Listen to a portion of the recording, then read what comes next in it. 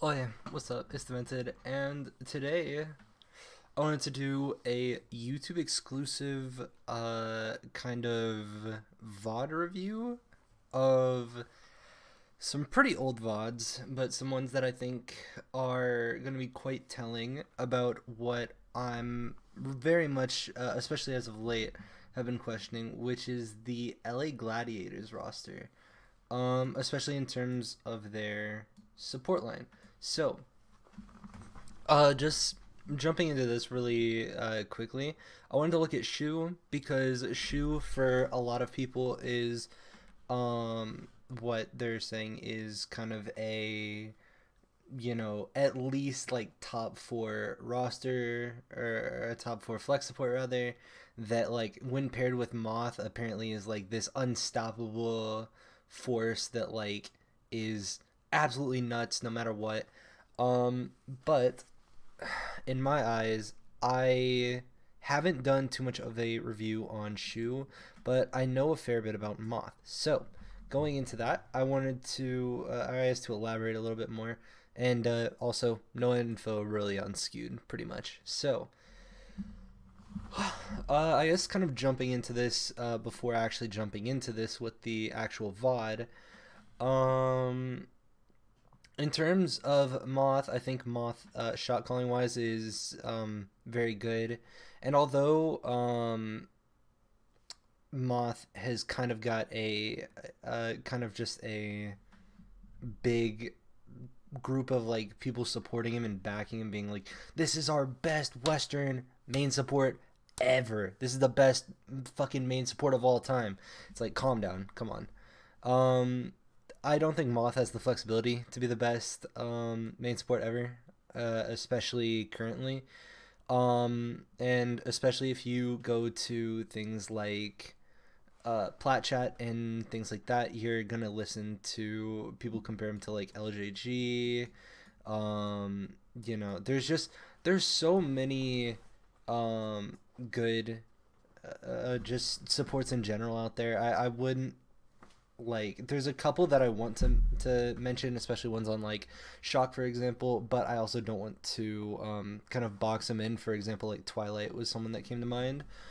But really quickly, I just want to I just wrap this little pre-segment up really quick that I when it comes to main support, I kind of pride myself on thinking for the most part that I know my shit.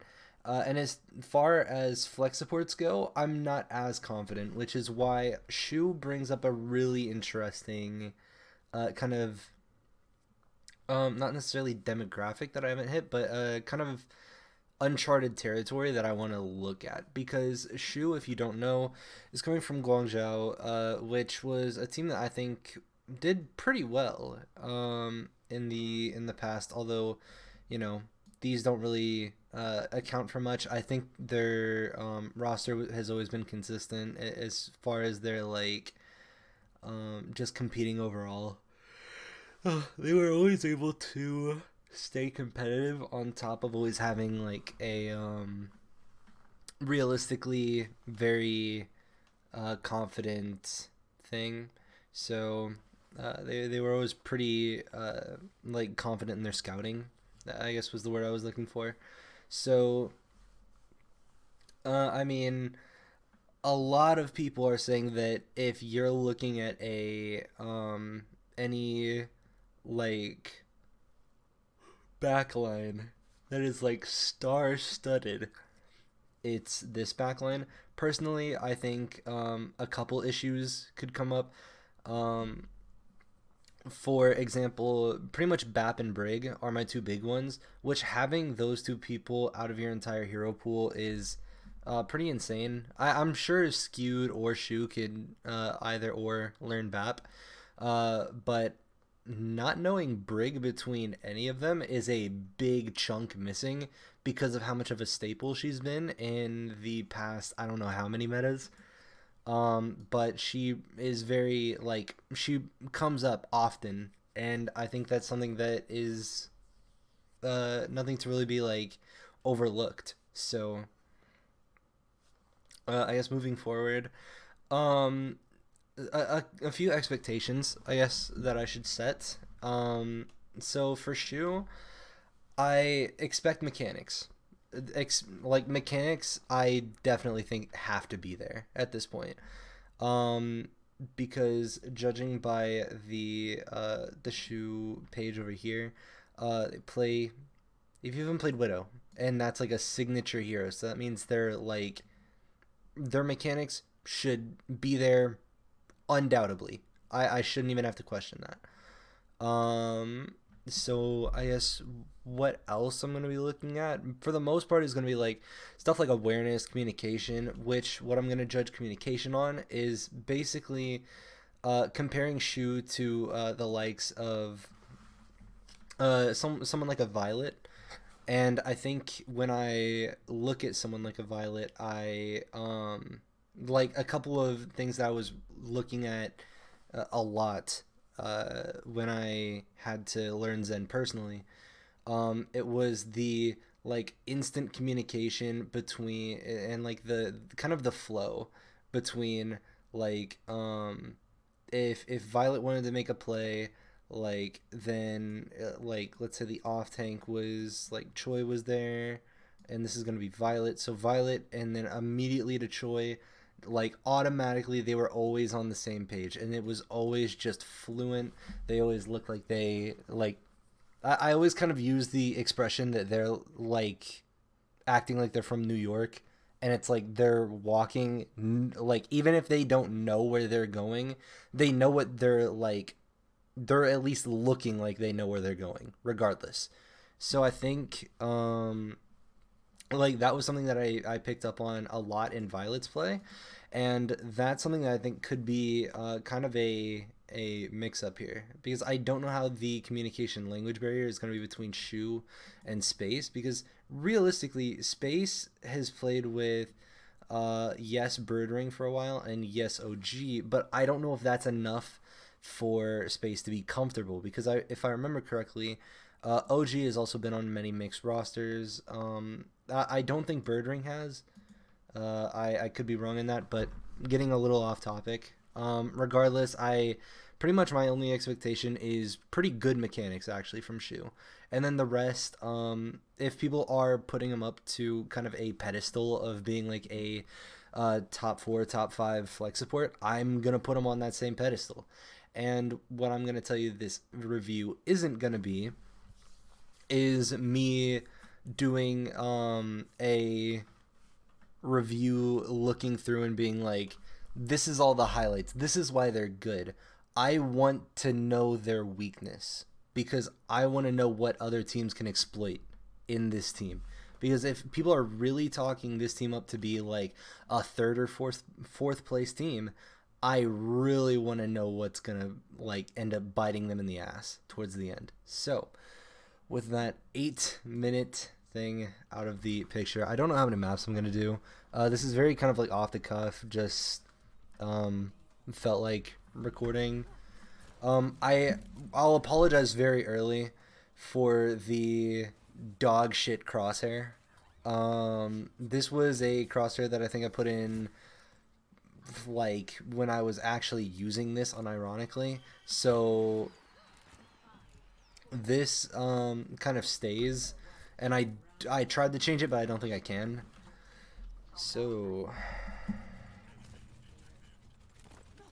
automatically a little, I actually wanted to listen to music as well, so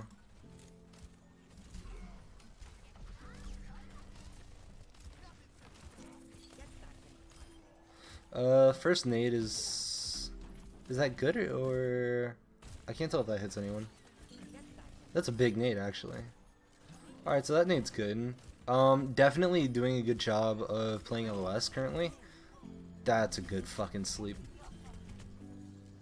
Alright, that shows communication and trust right there. But what I need to like then kind of follow up with is if that's gonna be the same situation on Glads. And also this shows that Shu does a really good job of communicating and knowing, like being self-aware of cooldowns, because realistically Sombra, like I think everyone's kind of had that moment of where you're like dueling a Sombra and you think you have a lot more health than you do.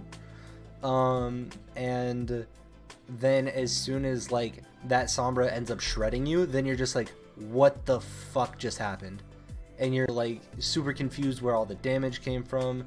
But like walking up here on a Sombra, I think is super fucking like shows kind of the coordination, which again I'm really in fear of more than anything, because now you're gonna have like you have these three all walking at the one Sombra at the same time, which obviously is the correct play, but that shows trust in team as well as like the nade here. So I'm assuming she was gonna play for Dojo for the most part. So this is also in a ball hog comp, which is something that is very interesting because the other team is running full dive. So let me, I kind of want to think about this as there's two ways you can take this. So basically, realistically, 90% of the time, Shu's gonna get dove, and Shu's gonna die for the most part, or hypothetically should die. But what you need to look for is how long Shu stays alive for.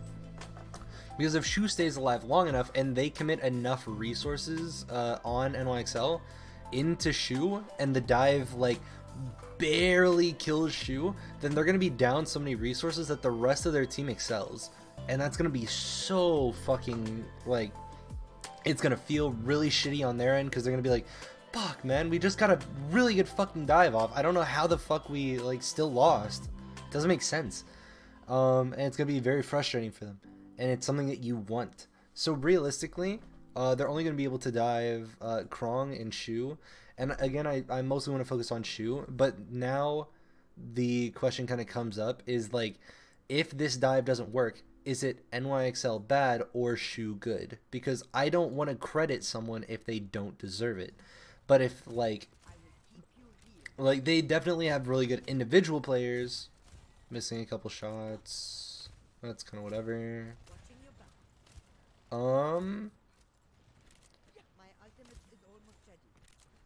Alright, in Dojo. This is fine. So this positioning is really good for the sole fact that, and I think they're playing for Nanofire right now, so that's good. So the reason Dojo's so good here, which is pretty plain and simple, is just they have to commit a lot to get all the way over here from where they came from in white. The only thing I'm kind of curious about is how long it took, because it took a while in my eyes for Shu to realize to rotate that little bit. Because right now, as soon as this slam goes off, he should be going, like immediately starts going. But then he stays, like tries to shoot at the tracer a little bit, which, I mean, also the sightline isn't that good as well. So something that I think actually could possibly be improved a little bit. Hold on, let me turn that down a tiny bit. So if Shu plays actually in here in this courtyard, so as soon as you see that they're coming in white, they're gonna still have to commit to you the same distance regardless. As long as you're playing in this general vicinity, which is Dojo. So if they're going and trying to really fuck you up, they have to then commit to the dive around this area, which in this hypothetical, assuming Shu's gonna be right fucking here with his gun. And basically they have to dive Shu.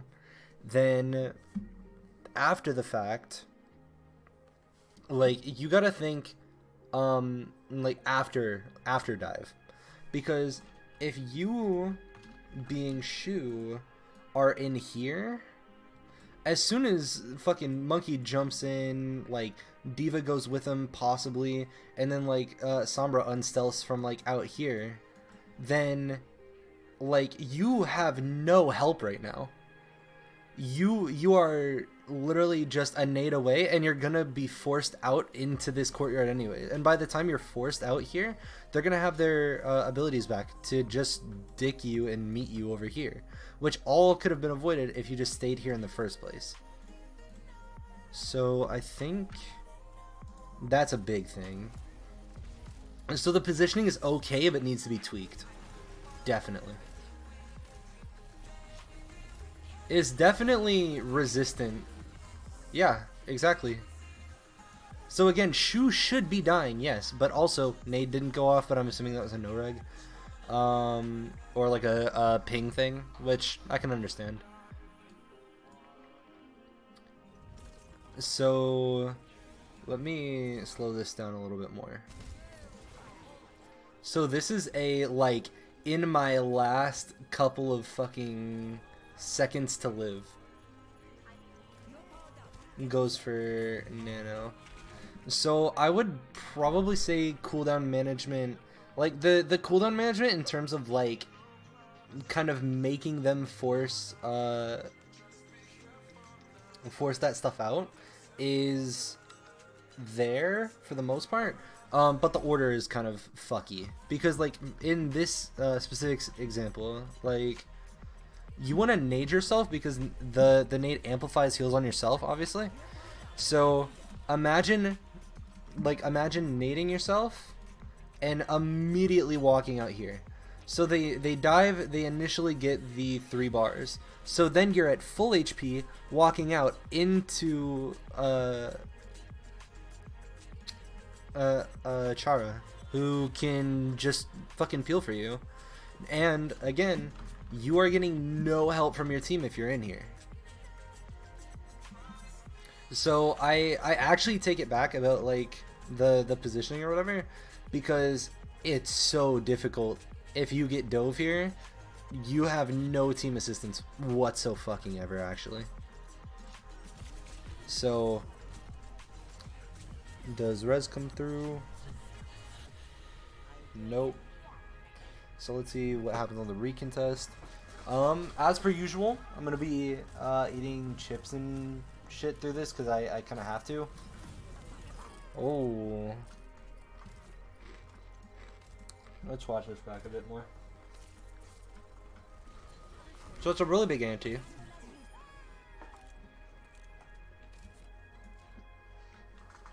So really good at hitting sleeps is kind of a staple here.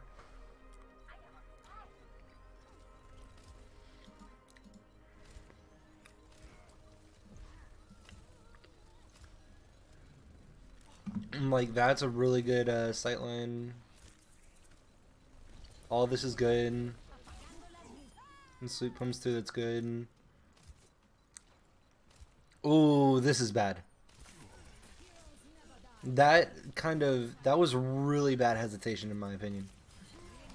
Which I don't know if that was more bad on Happy or more bad on Shu. Because I think Shu might have known what he wanted to do. But like, what's really going to cost people is this decision making right here. So I don't know what like calls are happening, but I'm assuming if you look like this way and are like jiggle peeking back and forth and then look back, I'm assuming that that's like what you're kind of trying to communicate regardless, because I can see like the physical communication. So this like man, I don't know if this is good awareness, because I don't know if he's like aware about Happy coming back from spawn, because if so, fucking really good awareness. But if not, Mono would dick him if this hack doesn't come through, and he even like thinks for a second about staying on point, or staying on bridge rather. That was just kind of a whiffed sleep, which is fine as that happens. Couple NYXL orbs just And chilling on point. Very cool. What a fucking sleep. Why? Why? Why are you going back to dojo? I don't understand it. Like, he... Is Kara dead? Yeah, Shu just lost that fight for them, actually. So, don't get me wrong, they're committing a lot of ults, and this is fine. But in terms of where the kiting is, and where the kiting goes, Shu has a possibility of losing them this fight. So, Primal comes through. Like, you hit the sleep. You don't need to... So, okay. If I'm trying to kind of, like, pick Shu's brain a little bit. So, let's go through, like, everything kind of step by step. So, Shu's back here. Haxel goes for hack. Sleep comes through. Like, that's fine. Haxel's asleep. Mono props Primal here. Is kind of just hopping away, waiting until he gets unhacked. And is going to go through here. Again, putting yourself in this room. Which I think, like, is worth mentioning. And I don't know if, again, if this is an awareness thing or not. But a very big thing is realizing you have a pharmacy. So if you're not playing out in the open, you're not getting help. So the longer you stay in here, the longer it's gonna be of a, like, without you getting peeled for. Which this then all falls onto Shu. And I am not, like, this is all kind of like, I guess micro shit. So it's nothing that's, like, insane, but, or like, that's gonna lose them a game individually. But, like, I could definitely see some fights getting thrown to the fucking wolves just because of this shit. And so hack comes through, and then I want you to watch, like, this entire thing. So Primal's still happening, and now because the sleep got hit, which, I mean, I guess you can give or take whether the sleep got hit regardless, but now because Shu is backed up into this room, now he's forced Nero and as well Chara to go into this fucking room that you don't even need to be in the first place. You, like, especially, so I'm someone who I don't know how many people know, like, my history. I try not to, like, and I don't try to say this as, like, a flex or anything, because it's really not a flex, to be honest. But I've played on multiple off-meta teams, and on the last one that I played on, we had a Pharah player. So if you're, like, this is just basic team synergy shit. And not to mention, when did Shu, I'm looking at Liquipedia really quickly. And Shu had been on charge from 2018 to 2020. So this is 2 years, like, you're telling me that this is 2 years of wanting to, or 2 years of, like, experience and, like, trust of your team. So, like, yeah, he gets himself killed as well as Chara. Plus, they don't even kill Haxel, I don't think. Unless they do. And I'm stupid. I think I'm dumb. Alright, so Haxel dies, that's fine. I just saw the assist. And assumed. But, yeah, like, Nene goes unchecked. Like, everything unravels solely because Shu makes Nero and Chara, like, peel for him, which is very weird and unique. So I'm assuming we're looking for Nano Pharah again. That would seem like a very panicked. Why? What are you doing?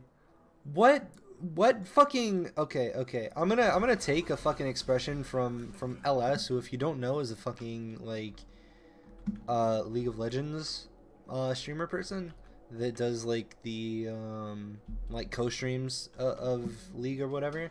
Not important, but like fucking Shu must have a fucking hot date in this motherfucking dojo for how often and how like how amped he is to fucking just run in this motherfucker. Like, I'm making it out to be a lot of a big deal than it is, but this is telling me that Shu doesn't learn, like, mid-fight or mid-game. So, like, definitely, the mechanics are there, but I'm now having to question if everything else is. Because you're seeing the mechanics come out in, like, you know, nades are getting hit, sleeps are being hit, fucking, just, like, normal, shots are being hit through healing. That's fine.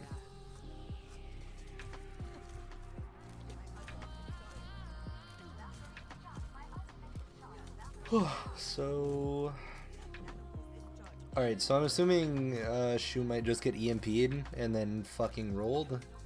Never mind, Haksal doesn't want to play the game, it's fine. That's cool, I guess.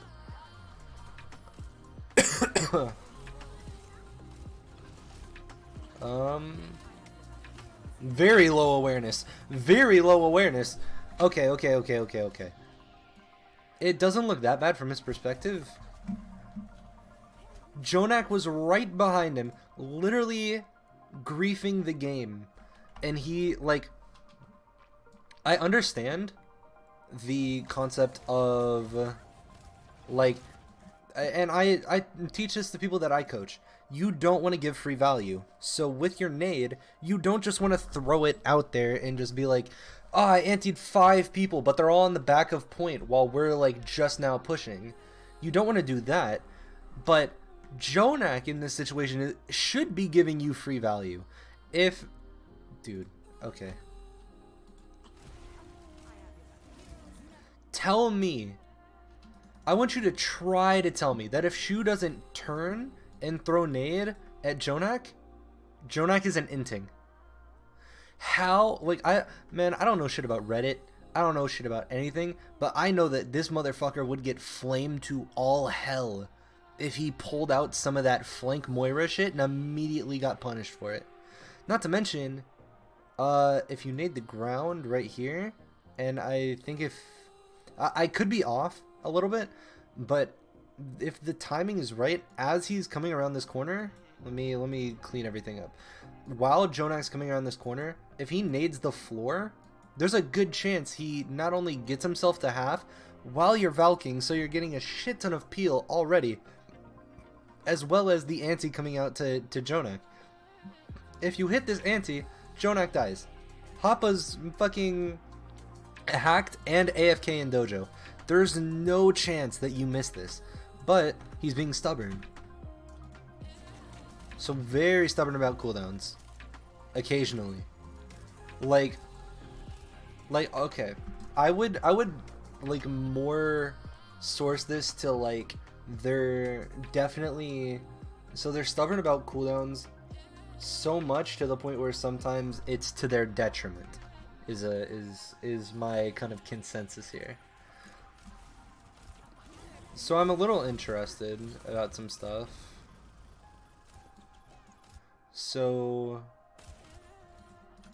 what I'm interested in personally is this positioning, but I think, so if I'm kind of reading the room correctly, I think they have Shu here because of EMP.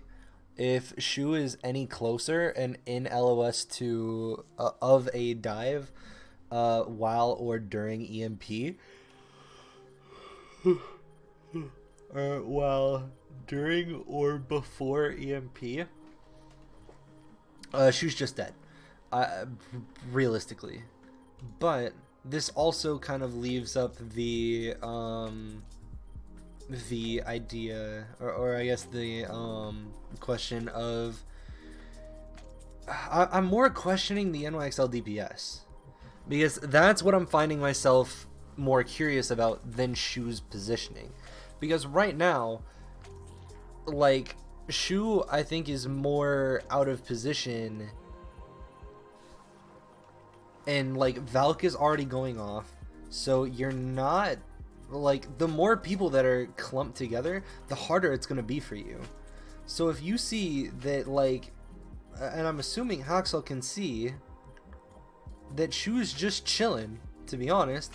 That, and it doesn't even have to be a big thing. Fucking Animo could come over here and boop his bitch ass. Like, these are the, like, I already know that if you run this game back and this Lucio is someone of the likes of a, like, even a Funny Astro, an LJG, even a fucking IDK could fucking destroy Shu right now and make it back to the fight and fuck your mom, to be honest. Like, that's the level we're talking about. But this I feel like is very punishable. But they're not missing out on a lot of heals. Now they are. They're gonna be hurting for fucking... As soon as Happy dies, did they just call the fight off? See, that's a good ante. That's not being stubborn. That's being very unaware, though, to fucking go follow up on your own goddamn nade. But they C9'd regardless, so it's fine. That was really well played by Mono towards the end. Okay, Shu Moira. Let's take a gander. If he throws a single damage orb, I'm gonna lose my shit. My shit is going to explode if he throws any semblance of a damage orb.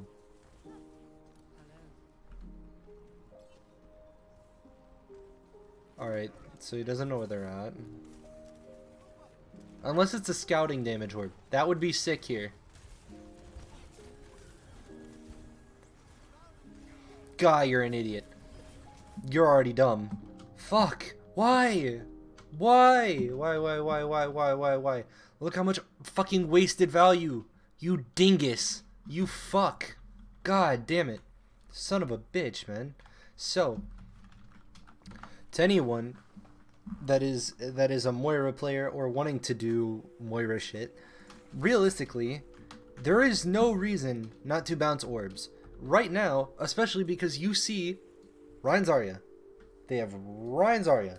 So right now, this is a fucking field day for Shu in terms of how bad you can abuse these motherfuckers. So, how can you abuse them? So take your orb. You do the little, again, never throw a damage orb. Just don't. But, go over here. Just waltz your way over here. Throw a damage orb straight at the ground. And what's it gonna do? Boing, boing, boing, boing, boing. So now, you have a not infinitely bouncing orb. You have an orb that's going to bounce approximately 32, 36 times. I don't remember the exact number. But now, you have an opportunity where, let's say, Jonak is poking. Let's say, Haxel is poking. Let's say, Nene is poking. Not only are they not poking shit and not having the chance to get a pick because you have higher pick potential, you are going to gain more fucking ult charge faster. There's no reason to, like, self-heal orb like that. Plus, I don't even know why... Oh, he's wasting a lot of piss. Oh, he's pissing everywhere. Oh, God. Oh, God, this is bad. Let's see how... I mean, that... Okay, man. I can't get that upset at that orb. That was fine.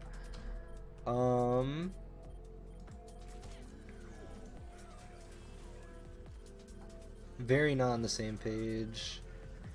Like, the cool... I don't know if cooldown awareness is a thing, but the awareness of, like, when he has cooldowns is very, like, obvious. Let's go, Chara. I fucking miss him.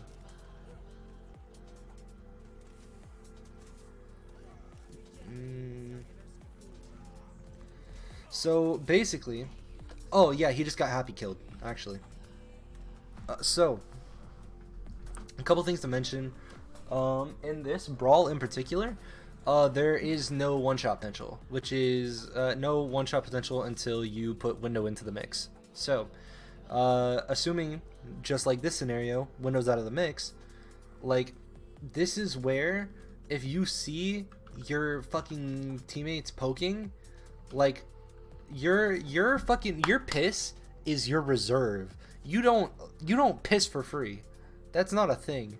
You fucking, like, if you see other people poking, you think they're dumb automatically because you're a superior being a Moira player, and you fucking waltz your bitch ass up here.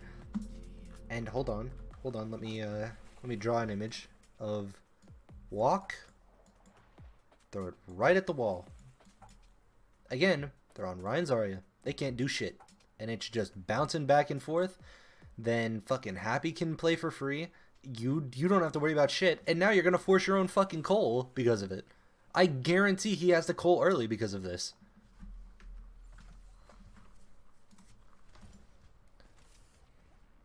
But then a lot of people are gonna be like, wow, Happy was out of position, and it's like, man, he really could have stayed up there. They couldn't have done shit to him.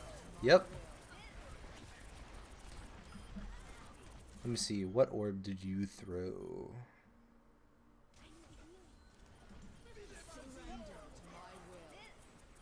This a damage orb? You fucking kidding me, man? Fuck, dude. Okay. This is fine. So, basically, the only time damage orbs are acceptable is when it comes to scouting, and when you're culling, it's okay, but it's very situational. Because right now, they're punching up in terms of right now, they're the people that are down a player. So they need to, like, they now, like, man, fuck. Oh, this is so difficult. Because I feel like so many people, like, don't know how to play Moira, and it's not hard. It's really not. But, like, if you fucking okay. I'm getting tired, so I'm just gonna be like saying a bunch of curse words and stuff. I hope it's okay, but like just looking at this, so pretty much if you're punching up, you want more sustain. Plus, not to mention, you're playing against a BAP. BAP is gonna be playing for corners and playing for like BAP has lamp, man. You're just gonna get out resourced. I believe in the neutral. Like Window heals more, I'm assuming. Like it does more damage, all that shit. But you kind of have tempo control with Moira as well. Not to mention, you guys should 100% be choking these motherfuckers out. But you don't. But that's a side thing for everyone. Because you give them so much space.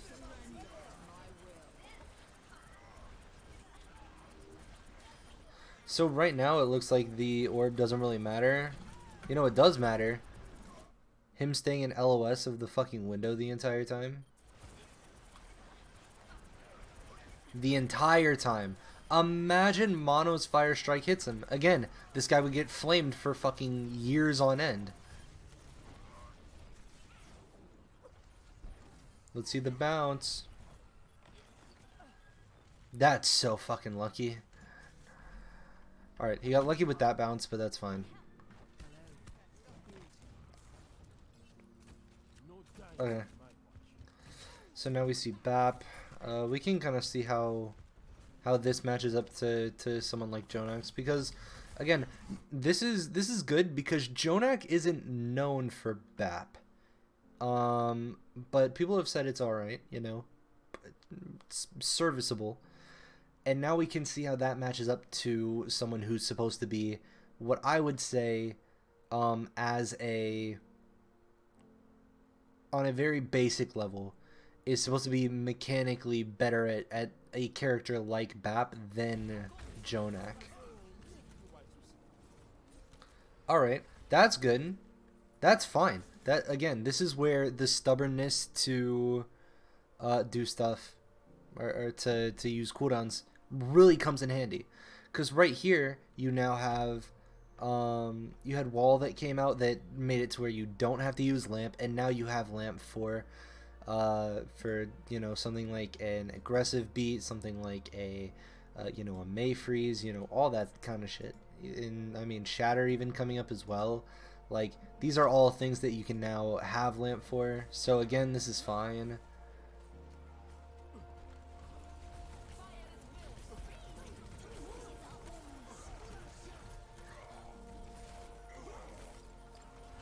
Okay, dude. Alright, and that's where the stubbornness comes and bites you in the fucking ass. So basically... So this... Does Jonak Lamp? Jonak doesn't have Lamp. So Jonak has an excuse. Shu just didn't do it. Like... I mean, this is well played by Onimo and everyone else, but realistically, a Lamp here I think saves Nero and Rio, but realistically, just save Nero or Rio actually. 100% you save Rio, and then, like, you know, if you're aware of like where your Zarya is, you can be communicating, like, whether you have a bubble to save your Ryan or a bubble to save your Mei, and then whichever one doesn't have a bubble, then you Lamp. But overall, your Ryan is a lot more overextended and is gonna be the one that's gonna be punished first and looked at first. So, looking at that, as well as, like, sure, let's just say, hypothetically, fuck him, at least Lamp yourself, because then you're not going to get reddited by fucking Onimo. This is last year Onimo. This isn't even good Onimo. Fuck, man. But this is just wasted value. It's very lame. Very difficult to watch.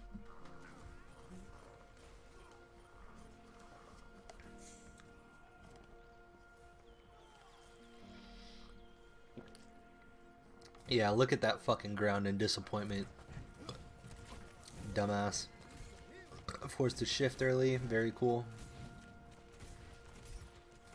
But he has shift again, so not a big deal.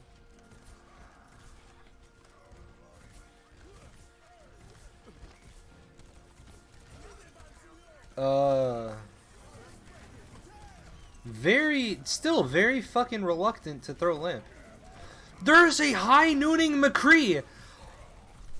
Are you okay? Yeah, fuck it. Yeah. Skewed better fucking learn BAP. Or else this is gonna be a long fucking ride for you guys. Holy shit. That's not real. What did he Lamp, finally? After 13 years of waiting. In absolute agony, what did he Lamp? So currently, like... So, fuck, dude. I don't know if this is like BAP is like a foreign character to Shu, but okay. Very popular tactic, window, fire strike. So that is immediately one threat that can impact multiple people on your team. On top of that, now you have a high nooning McCree that I'm assuming, as you're like everything's going on, you're being told if he's still holding high noon. So one Lamp, the way these guys are positioned, this is great for you. If you throw Lamp here, you just negated, like, I mean, the window isn't being utilized as much anymore, but now you're completely negating what would be 2 ults. And now you're making your sound barrier even worth more now. Because if you beat and still lose this fight, your beat did nothing. So I don't know if he just thought that, like, he wouldn't be able to one-shot anymore because of beat? But shit, man. What the fuck? And he fucking lamps Rio's grave. Beautiful boot by fucking Chara, by the way. That was fucking... That peel was nuts from Chara. God, I still wish he got more fucking offers. But that's a fucking whole other thing. But, yeah, this BAP ain't it. I don't know if he's just not warmed up on it, or what. Yikes. Yikes. Yikes, yikes, yikes, yikes, yikes, yikes, yikes. Let's see how much damage you're pounding away through this solo fucking window. That instantly... Did you window the wall? Fucking excuse me.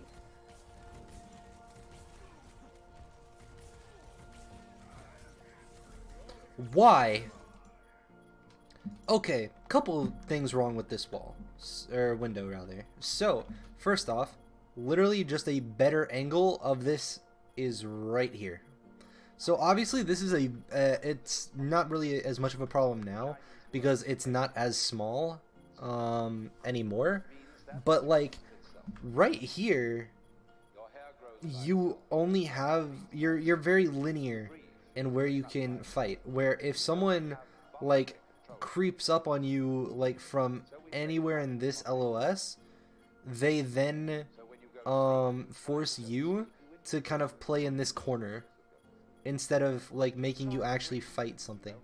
But now if you had it right here, you would be able to now heal people over here for a shit ton, as well as do your little fucking ego solo window shit.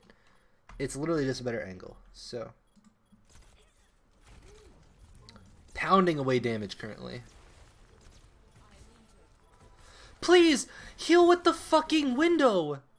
Like, sure, the first shot, sure, but like if you fucking heal Krong with the second shot from the window, he's literally full HP. See? Look how much more fucking healing you're doing.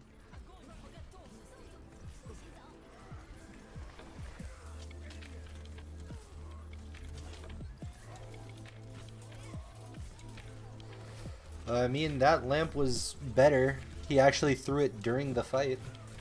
Fucking sick. Nice. How close was he to having it towards the end?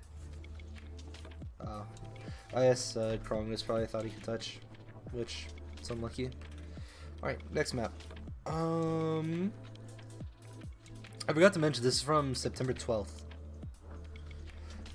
So please roll out on this. I really want to shit talk your Moira more.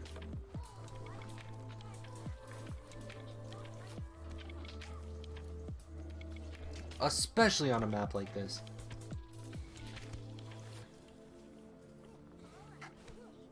Like, I don't know shit about this game, shit about the outcome, or anything. But man, I need to see more stuff from flexibility, because I mean, also not to mention, probably if just before this gets started, first off, this is a really dumb idea. I can see promise in it. So what I'm assuming they're gonna try to do is basically wait until they're out here, because this is a very common intersection, in the sense of, this is less of an intersection and more of a fork, actually, to where you're gonna kind of like, as soon as you get right here is when you're gonna decide, okay, we're gonna go main, okay, we're gonna go under, okay, we're gonna go, you know, all the way far left, we're gonna go top left, all that kind of stuff. It all is rooted in this thing. So I think what they're going to try to do is wait to scout as soon as they get to this area, and then brawl for it, which is fine, but I don't know how long it's going to work, because this seems like a strat you would do to shave time, realistically. So moving forward, I think... Oh, Hoxo's just gonna scout him, realistically. I don't know what I was talking about before, but I don't know. Like, oh. If I don't see anything else, in terms of like hero pool wise, I want to watch what is it, Havana, because I believe Shu played. You can't suck people out of invis. Please stop trying to suck someone out of invis. But basically,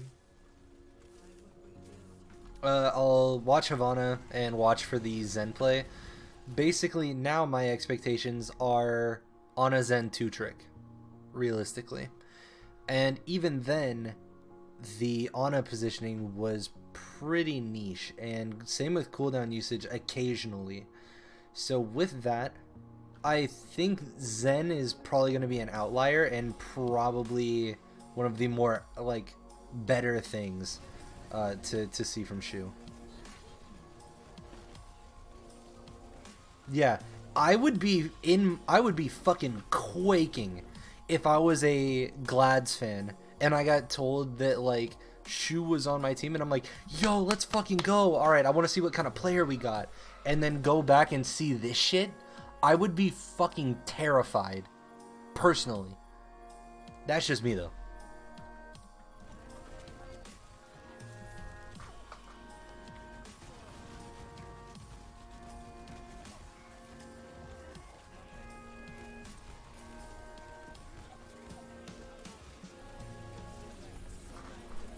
So, alright, I kind of spaced out. Give me a sec.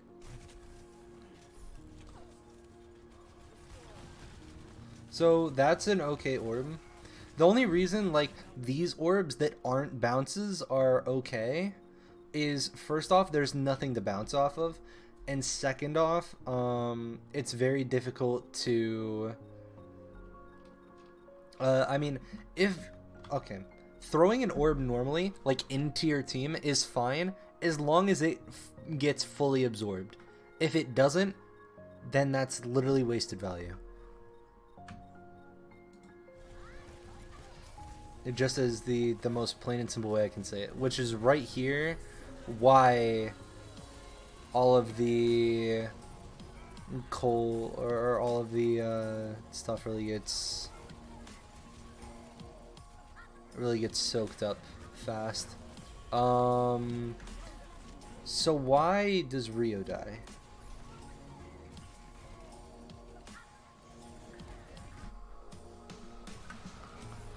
So towards the tail end of this, Rio jumps. So that was just greedy on Rio's part and less bad on Shu. Again, not really bouncing, which the only bounce I can really see realistically that you would do is off this wall. But bouncing it there and back would be fucking nuts. Just because, like, by the time Krong drops and gets EMP'd, this is a fucking tombstone, a fucking remembrance letter. And, yeah, they're just dead. Faded into the Death Blossom. I haven't had a problem with fade usage, really, though. So...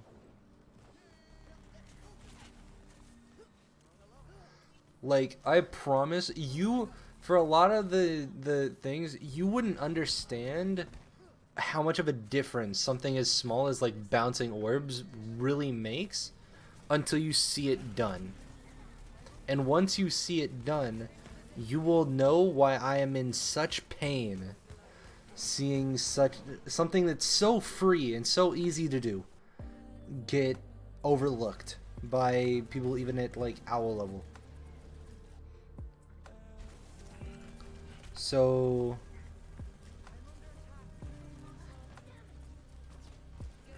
this is oh wait, never mind. Dog shit, actually. So this orb would have been good if it would have bounced in the room, and that also would have been a lot more impressive to me because it would have showed me they're like actively thinking about where the team's gonna go, because if you're in mid rotation and are using orb as well, like that's so big if you're rotating with an orb, because then you don't have to worry about poke, you don't have to worry about like it's there as soon as you need it. It's there's no delay in like, you know, gotta hope my Moira has the reaction time. The orb is out and it is there already. But missing that's easily probably like 50 to 100 HP that is getting just like shaved off your team realistically, which again doesn't seem like a lot until in the grand scheme of things they're like you're up against a Reaper, and that could be the difference between a singular like shotgun spread. Like you could have like Rio could have tanked an entire other shotgun spread, but now is forced to use Primal, all because the bounce was bad on the Moira orb. People don't understand the cause and effect of this shit. Like, as well as me. Okay, that was just dumb. That was just dumb. So let me. So Rio pretty much has to go fuck himself. That's fine.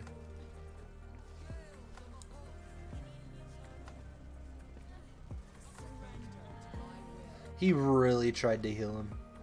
This was just, I don't know if this is just unlucky timing. So watching this back, so he sees the TP was forced. So he's already mid-fade. So that, I think, was a mistrust on Happy. And also just a bad translocator from Happy, probably.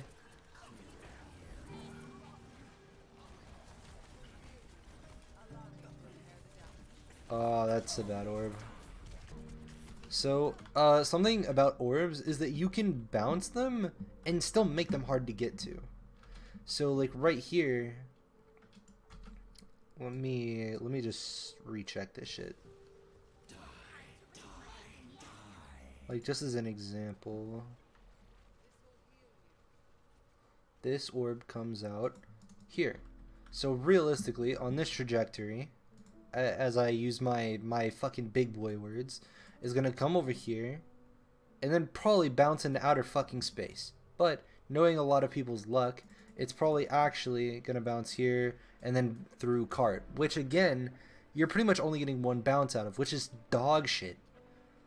So I think the better thing is just like, not to mention you have this corner and the reach of orb is pretty freaking big, to be honest. So just bounce it between here. It's not difficult. Fuck. It hurts my head because people make the game hard. But then, like, he literally just gave that to fucking Hotba. So, fucking, yeah, they just lose that. But imagine, because EMP doesn't shut down Orb. So, Orb would still be going off through that, as well as typical Moira pocket.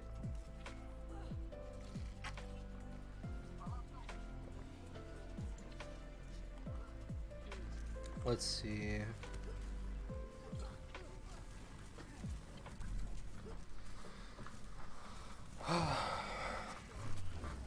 Okay, we got fade forced. Let me watch this. Is this a awareness thing? Because realistically, they have no reason to know why Nene is up there. So that's fine. What the fuck is that orb? Enlighten me.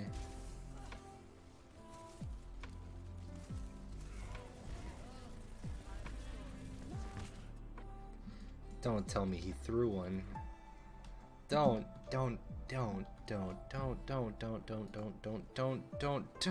It's a damage orb. Whoa.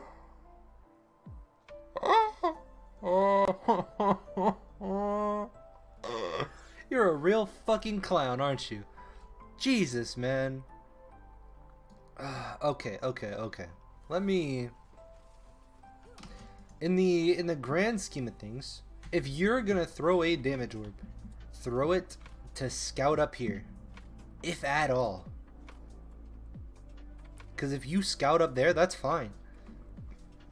Start ticking the Reaper down, and like even if you hear it end early, you can like piece together that Diva might be up there as well.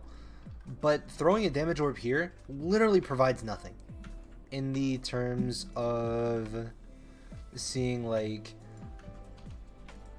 there's just absolutely fucking no value gotten out of this at all. Plus, now you have no self-healing. You have to get a mega. A mini. You're Moira. You threw another one.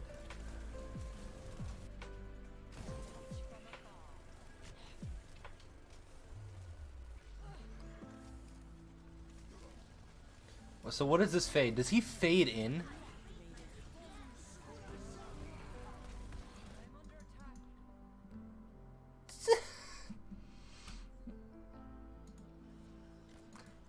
Who are you gonna kill through beat?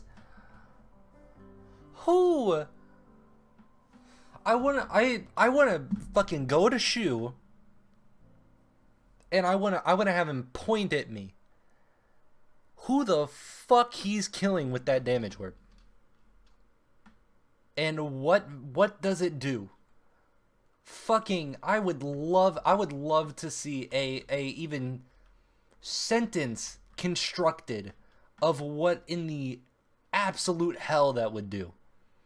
It doesn't matter if you just EMP'd them all. Like, you're gonna piss me off, man. So basically, realistically, fucking just keep an orb bouncing in here all the fucking time. Cause so many fights happen in there, especially if you're on Brawl. Like, the longer, like, okay, I would think about it in terms of like people. If you look at Brig and think about Brig Inspire uptime, like Brig Inspire uptime as opposed to something by the likes of Moira Orb uptime. Moira Orb uptime is like raw healing, which is basically you shoot it out and it is, although it's a liability in terms of like how much heals you get out of it, assuming whether you're like good and actually know how to use it or not. But when it comes to something like in this room or whatever, if you're not bouncing an orb, you are dumb. You're not playing the character correctly. Quite frankly. That's just the way it is. I don't make the rules, I just enforce them. And that's what the fucking rules are.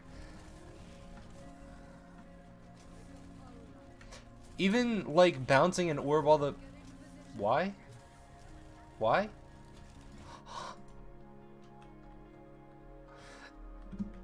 That's like a 100 HP orb. You're... okay. I don't care about the whole like min-maxing shit of it's like every orb needs to be perfectly used. But it's like, man, you really must fucking not like keeping... You must like pissing. Christ, man. Like, even here, amazing bounce. Just this wall and back. Perfect bounce. I mean, even here to the other wall, perfect bounce. Then you wouldn't have to be fucking pissing all over Happy. And he's fucking gasping for more P. He fucking needs it. Gonna force your own coal because you're dog shit. Yep. Doggy doo-doo dog shit. So, let's look at the self-peel orb and what it does and what it do.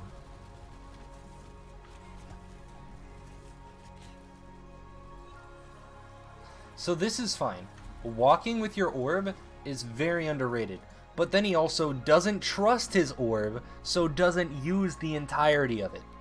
So that's already dumb. And now, Jonak, I'm gonna fucking smack you. Okay. Okay, but this is focused on Shu. Shu loses this. Or no, Shu, no, this is good. Because Jonak's an idiot. Not because Shu is good. Fuck. Dude, man. Because now, because you... So, this is overall, really bad, like... I would say this is bad orb usage. Pretty much because as soon as, like... I view it like BAP shift. Whenever you use BAP shift, you know everyone around you that you just bursted is getting healed. So then that allows you to spam more. That allows you to go put in a little bit of damage and then afterwards be like, you know, maybe do the little like, you know, shoot while healing thing. But now this is what happens when you mess up orb usage and now are having to like extinguish your piss constantly.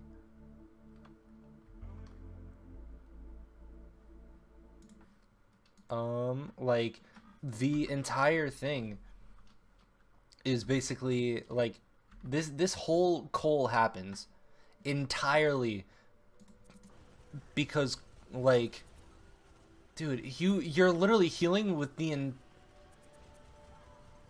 entirety of your coal. That was a heal coal because he needed to catch up to where Jonak was.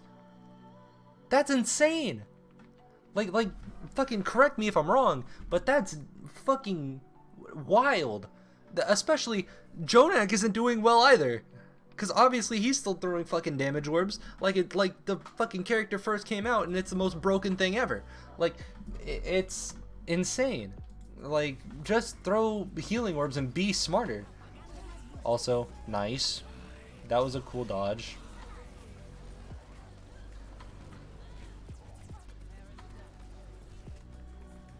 So, alright. I would say, and put up a really good fucking argument about orb being one of the best things for peeling.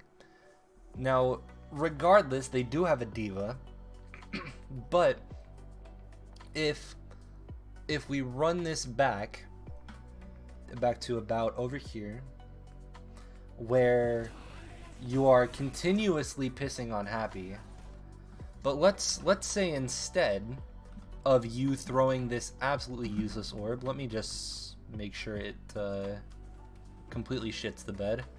Oh, yep. Yeah, that's out of here. Oh, hold on. Oh, that's big. That's big value over here, isn't it?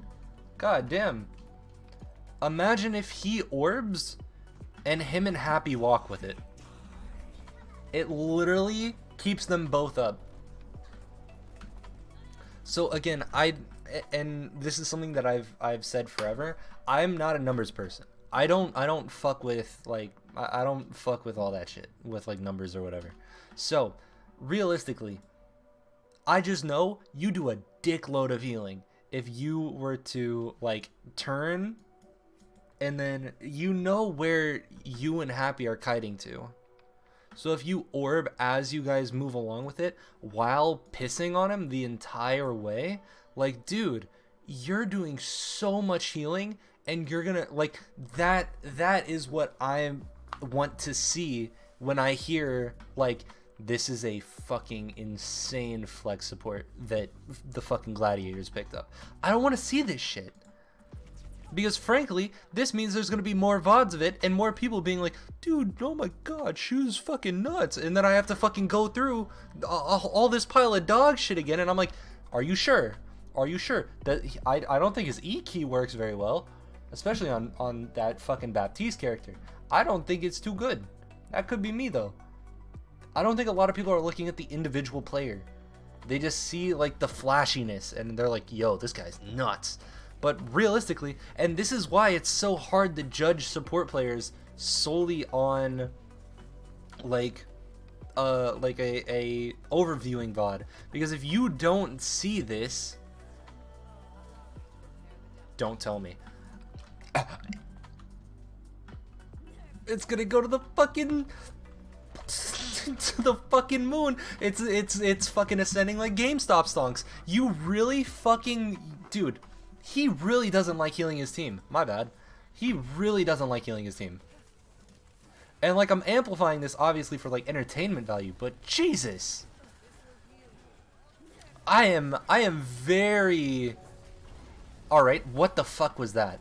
That was so dog shit. Don't. Why? Why would you ever? Alright, so let's think of two things here. So this was a bait EMP bomb. But I'm assuming Chara, being the fucking prophet that he is, already knew that they didn't have EMP, called they didn't have EMP. So Hoppa throws bomb, it's gonna land on cart. So realistically, you have a couple of plans you can make. First off, does Rio have bubble?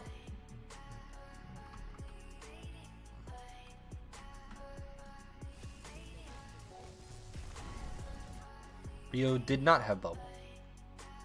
Or did. He didn't have touch. So what I want to know, if the rest of this would have played out, he's so lucky the round ended. I would have had a stroke over this shit. I'm partially am already apparently. First off, dog shit bounce, but not what matters. So realistically, if you have fade, act like it. You can like sit on cart, you can tick this fucking Sombra so she doesn't hack you. And then like again, this is where it's kind of the line of you want to be stubborn with your cooldowns, but not stubborn to the point where it's going to affect you or your team for that matter. So with that, like there's no reason for him to duck behind cover. What the fuck was that? If you are kiting all the way back to cover, just use the cover. You know this doesn't kill you. But if you're gonna use fade, fucking go balls to the wall and make them force your fade. Or like at least force fade in a place where like you're gonna be able to contest, you're gonna be able to like help your monkey. Cause like even if you like throw a fucking an orb, like I think the last one was like directly at this corner, which just bounced into the fucking skybox again. But if you bounce it at like the center of one of these over here, I could be wrong, but I think it'll like bounce, and then like another bounce as well.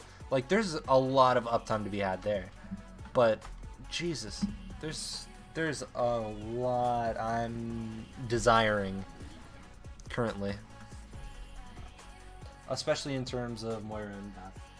Okay, I just had to go do something, and I have literally no clue what I was talking about before. But realistically, I don't know, there's just a lot to be desired. But mechanics, I definitely think he's there, and I definitely think this is stuff that can be improved on, but it's just a matter of wanting to. Please, please, please. What the fuck was that bounce? So I saw this shit at the beginning. This is fine. What is this?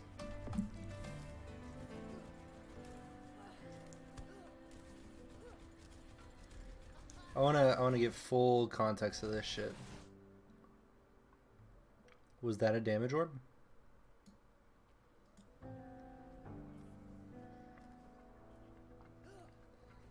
I will follow this man into the end of the fucking earth if this is a damage orb.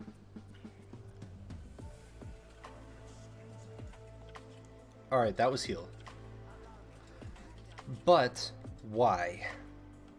So realistically, what it's supposed to be here is Moira is up here, throws orb to pretty much just go through everyone and heal. But this is where you kind of have to keep marks on their diva. I don't know what like arrow, what really fucked up arrow I made earlier, but like by default, just to get it out of the way, in here is a fucking insane bounce. If you do it on this corner, especially insane for poke. But like you have to know what you're doing it for. But instead, you throw orb, immediately are getting gapped by Jonak Moira. Yikes.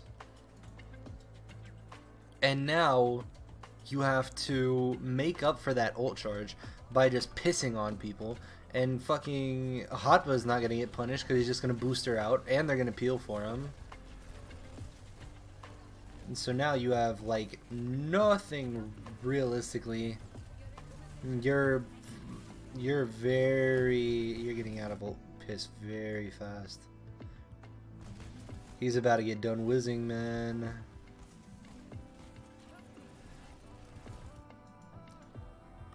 Alright. If I was about to make like a really stupid bet or something, that if this orb doesn't fully get like evaporated, Glads aren't gonna have a very good season. How about that? Huh. What a shame.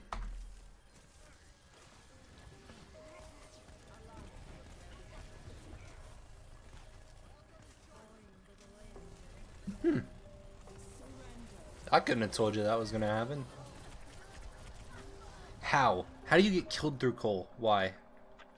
What is this? What is this? Let me break this down a little bit more. So,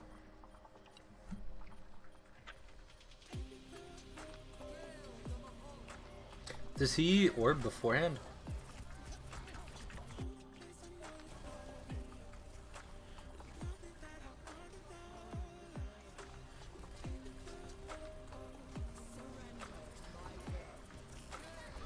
So this is what fucks you, man.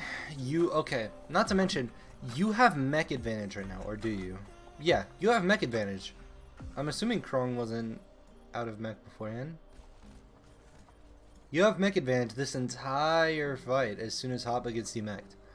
So that means you are free to throw as many bullshit orbs as you want as long as they actually fully evaporate, or whatever the fuck you want to call it. So right now, this is why, what the fuck is that?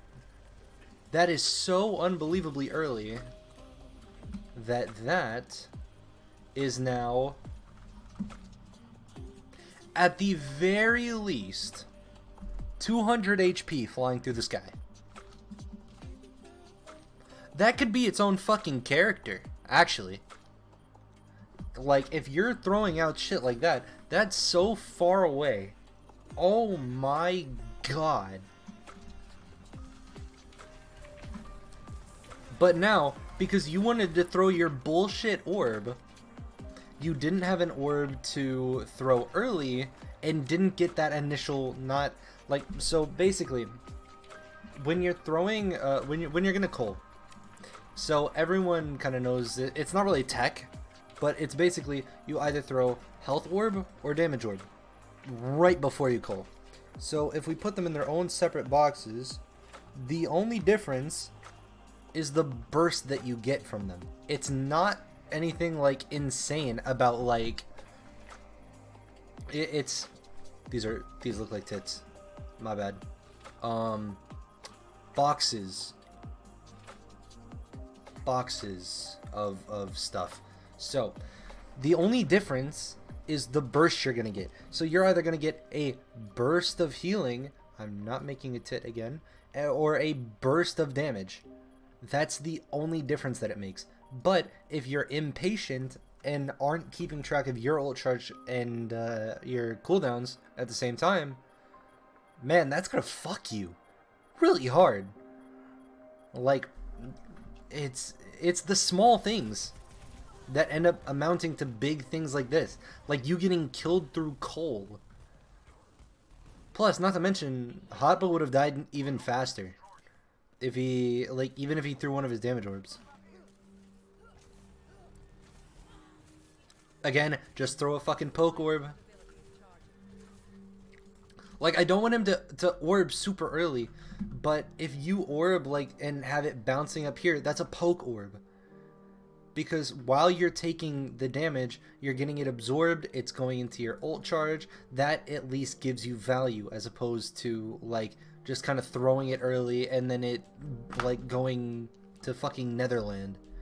Or Neverland.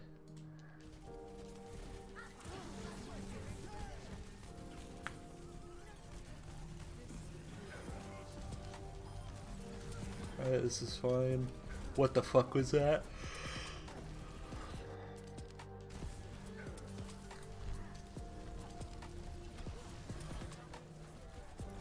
Damn. Like, okay. This, so this is also something that's kind of, yikes, is that it doesn't have to be a, like, super complex bounce, like, going up and down constantly. You don't need constant uptime, you just need enough. To the point where, like, here, for example, this doesn't, like, out here, there's not a lot of spaces for you to bounce off of. But, if you go over here and throw your orb against this poster and it bounces from the poster then off, you're getting so much more uptime than if you walk over here and just throw it here. Then you have the, like, full, like, ability getting used instead of just, like, taking a shit on the 50% that's always lacking. Like, it's obvious that something's wrong in your play if you are throwing an orb and every single time, because that's the most consistent thing I've seen so far, is that every single time there's like 50 HP worth of healing orb that's just always fucking going out the window. So why do you die here?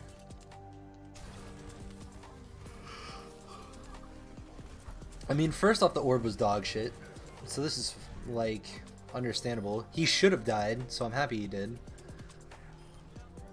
So let's see. Orb gets used. Yeah, he doesn't have orb. You can, like, again, make them work for it. Like, if you're not gonna use the full, like, what, 350 HP, don't throw it.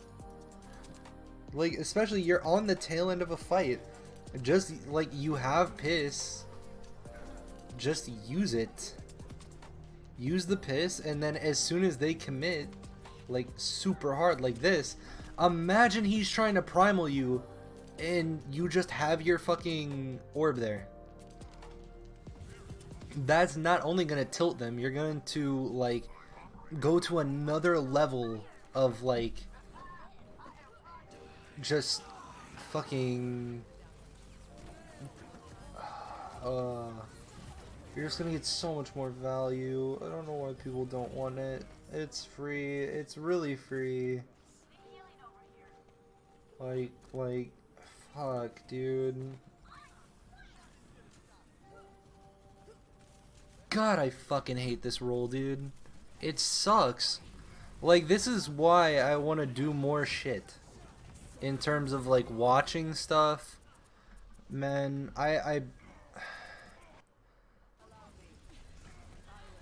let's see, heal orb.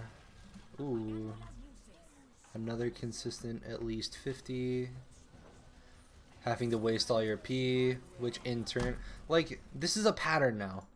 Where you're throwing orb early, you're wasting the, like, 50, like, you're also not doing a very good job of, like, as you're heal orbing, you can, like, spray everyone once, and then as that heal, because obviously as people have found out for a long fucking time now, that if you use Moira Piss on someone, then as soon as you like kind of hit them with it, they're marked with it realistically.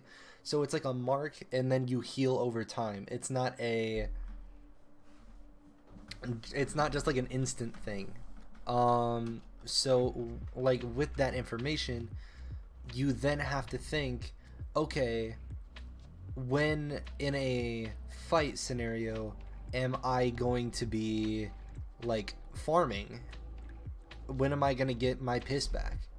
Because I'm seeing a lot of different stuff about, you know, fucking making sure you're peeing at the right time, fucking using orb at the right time, and all this stuff. You like your leeway is when you have orb, but when you're wasting orb as much as someone like Shu is, that's when overall your resources are gonna drain faster, and you're draining your own resource because the only person who's fucking your own resources is yourself.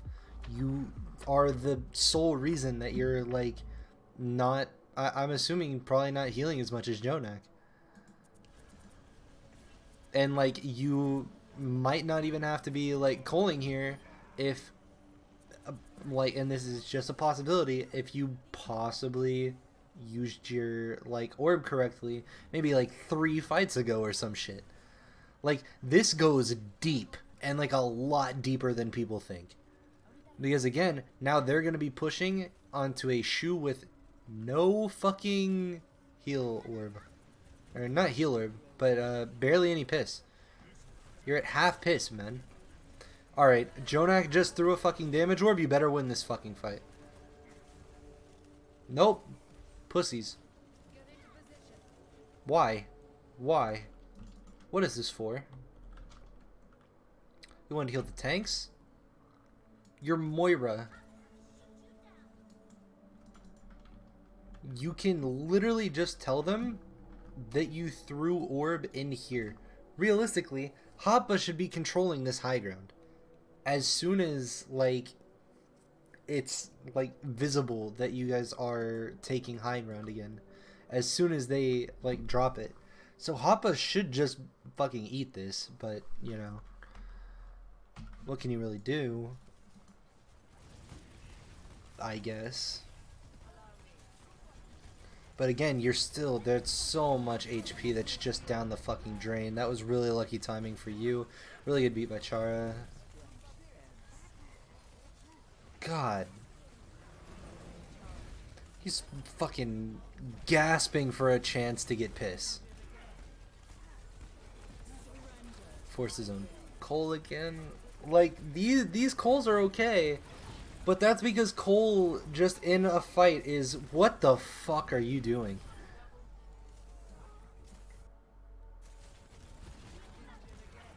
Is this a little cutesy, I know the fight's over, so I'm only gonna focus Jonak now? Because, man, Nero almost died.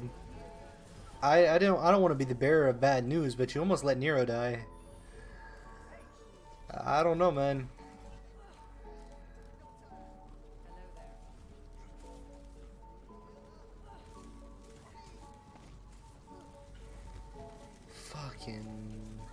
This is so frustrating.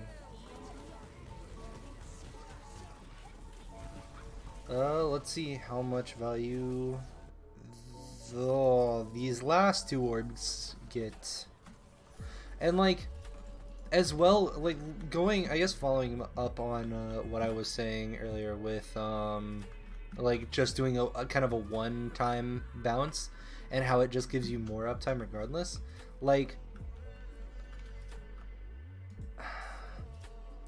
I feel like I'm explaining geometry. So, like, let's go to, for example, like, over here. Just as a small thing, you're also getting a lot more value if you just bounce it on the ground and then it bounces up again. So although the trajectory is going to be off, if it's a, like, if you know it's all going to get used and you bounce it on the ground and then have it going upwards, it should all theoretically get absorbed by the time it's going off into fucking outer space. Because all you're trying to do is give it more uptime. You don't care about, like, the orb in general. You just want the orb to have as much uptime as possible to give you a break from healing so that you can get your resource back. But you keep cucking yourself. Again, this is a straight one. Very, very, very, very, very upsetting.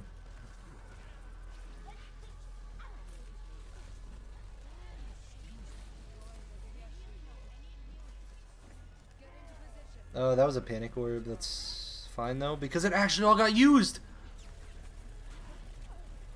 Fucking, I don't know the saying or whatever, but like, okay, never mind. We're back on our shit.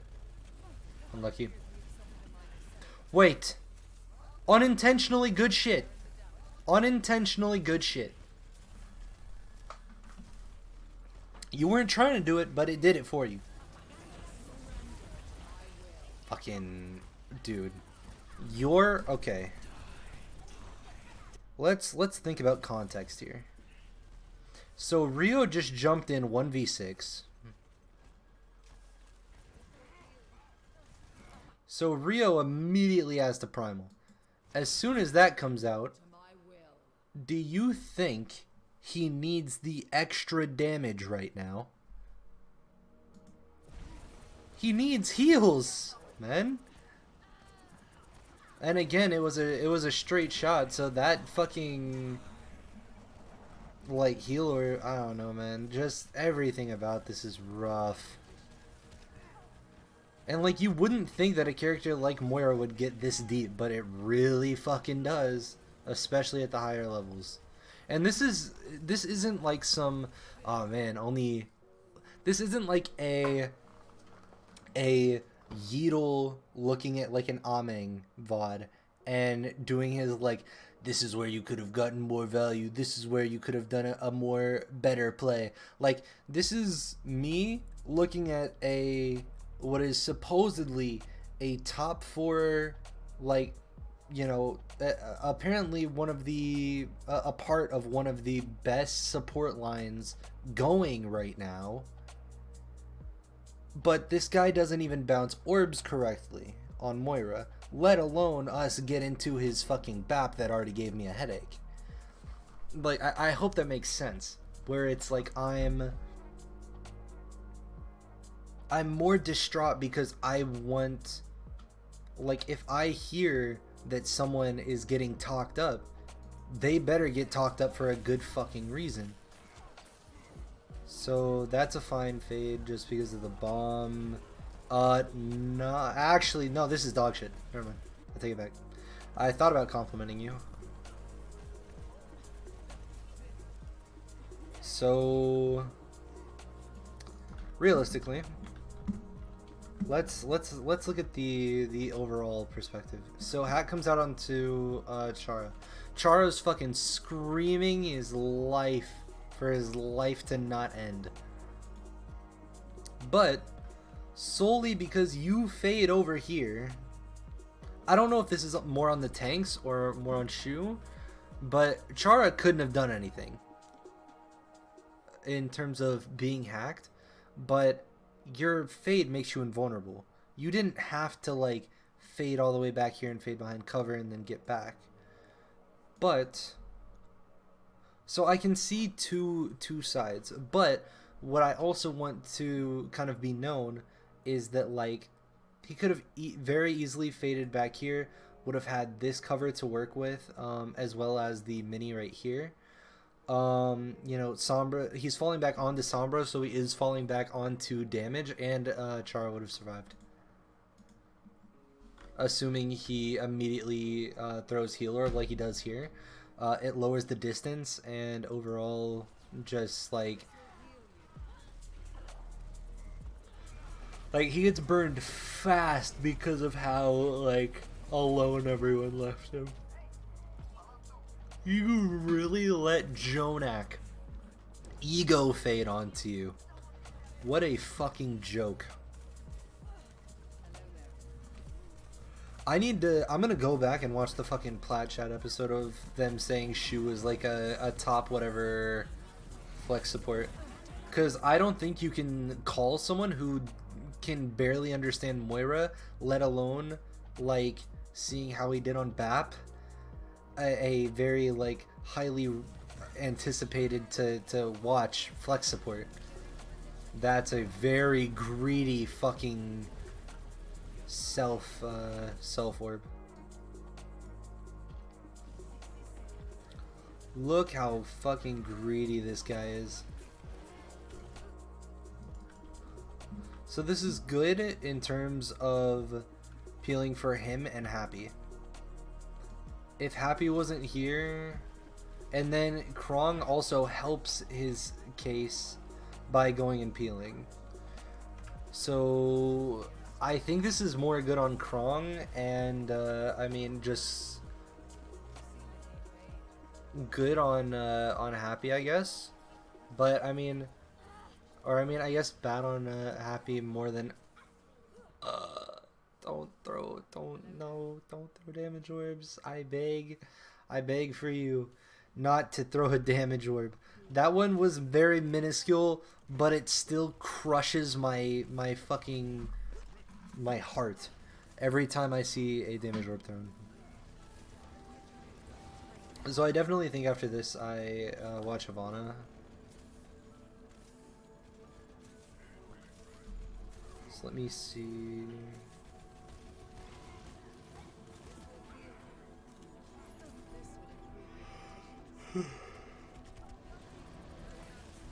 Don't tell me you're fucking dead.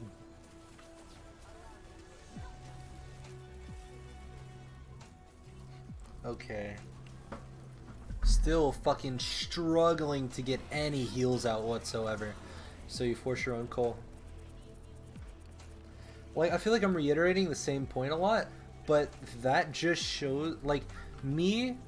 So what I want, like, as if you are a Gladiators fan watching this, me reiterating the same point about Shu making these same mistakes tells me that there's a pattern going on, and that is very fucking alerting in terms of the flexibility in the future of Shu. I still don't know if there's any other Shu VODs that I can see maybe the BAP get played or something, but and again, this isn't a character that's very in the roster like a significant amount from what you see. That Fade also did like barely anything for him, to be honest. It was a really good beat.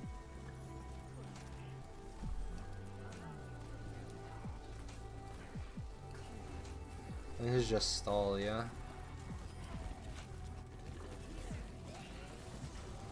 And they eventually C9. He's not a fan of touching point, which is very cringe. So Havana, I saw them walking out on Zenyatta. So this is the last one that I want to watch.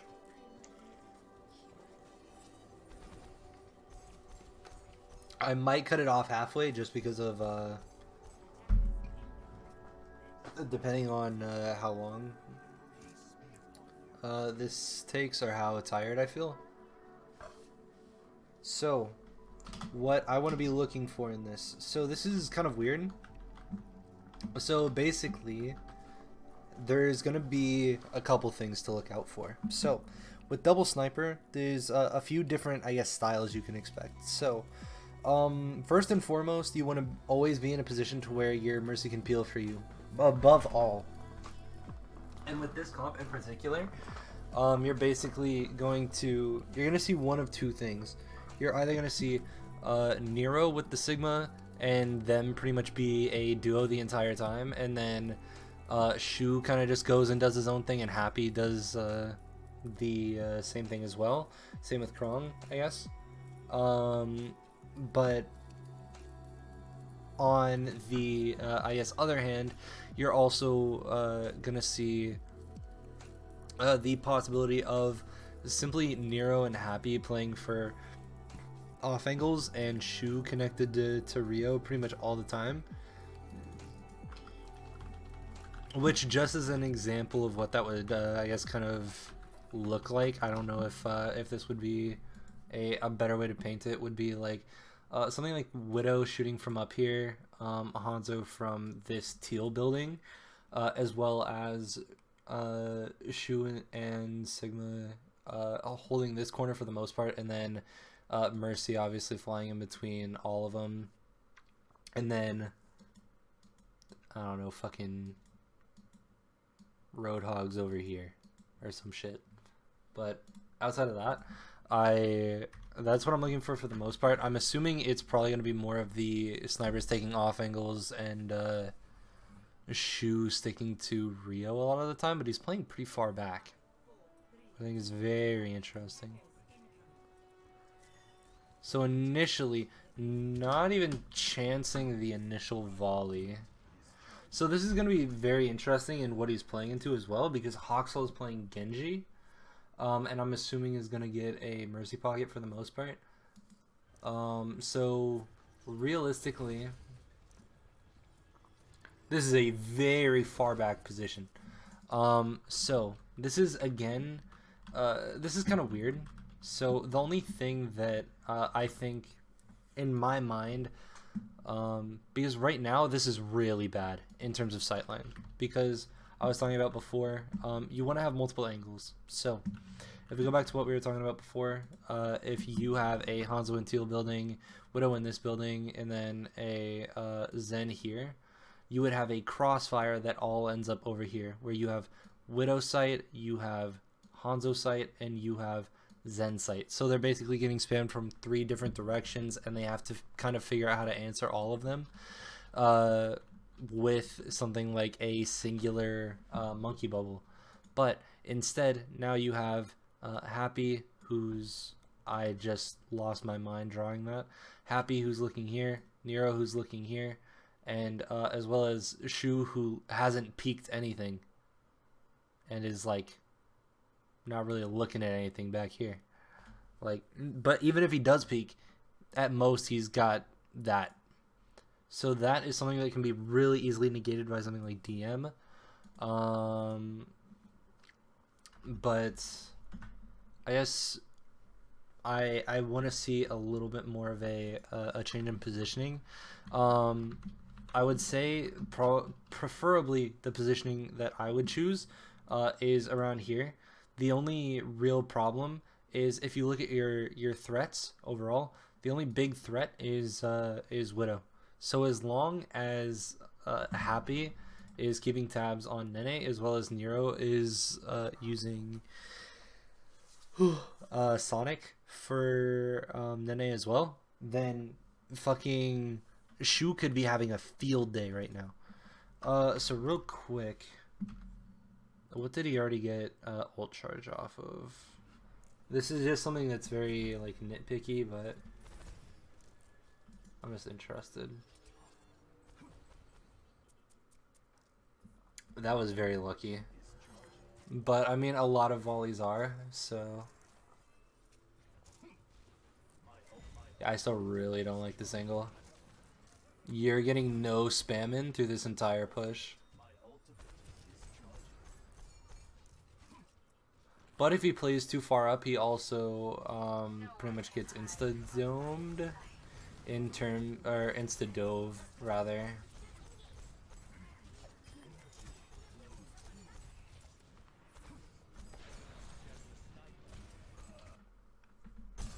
So let's see. So Discord priority stays on Monkey.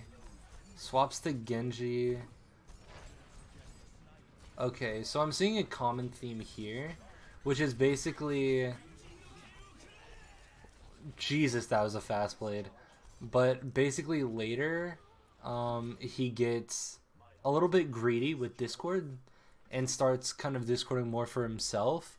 But like during the initial dive, as soon as the dive happened, he pretty much had mono marked for the entirety of it.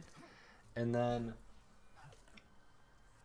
after that, it was bouncing between Hoxall, it was on Animo for a bit, it was on Nene for a second. I'm losing my voice, sorry. Openly peaks Nene. Dope.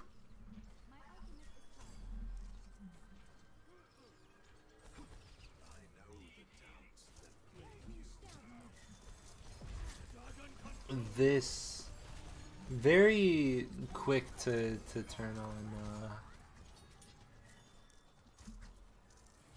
on discording mono, which is good. So that reaction time is good in terms of playing against dive. I really hope they play Zen on main as well, or on attack. So this is another interesting thing of like going back to the Lijiang Tower thing, where I was kind of talking about how the comp was pretty much based around anything except Shu. And this is kind of no different for the most part. I don't know why my music keeps stopping, by the way. I apologize. But like looking at Shu right now, I would probably say that like, especially into this comp, Shu's more than likely just dead. But you also can play this very smartly, especially on a point like this where like up on a choke like this where they already gave up the point like past this corner, which is pretty much the only shot they had at getting a really good crossfire, unless they're recontesting. But here you have something like a Widow from here, Hanzo from here, and then a Zen from back here. And they can only dive one of you, and while that one person is getting dove, the other the other two are just kind of pounding in damage. Realistically is the expectation and kind of what you want. But here I'm not seeing that very much. Okay.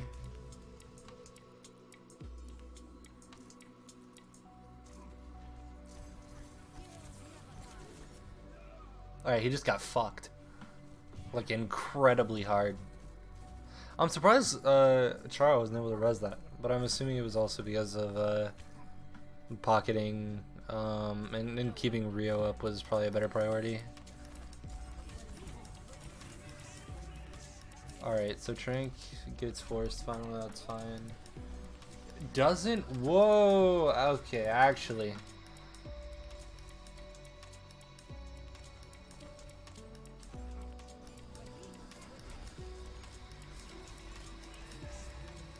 Doesn't get a Discord onto anyone.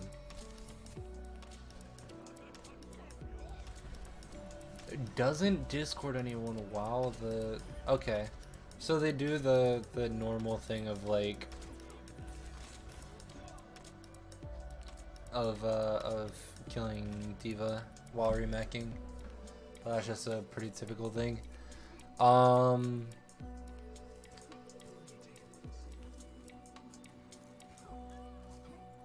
This is so like peculiar.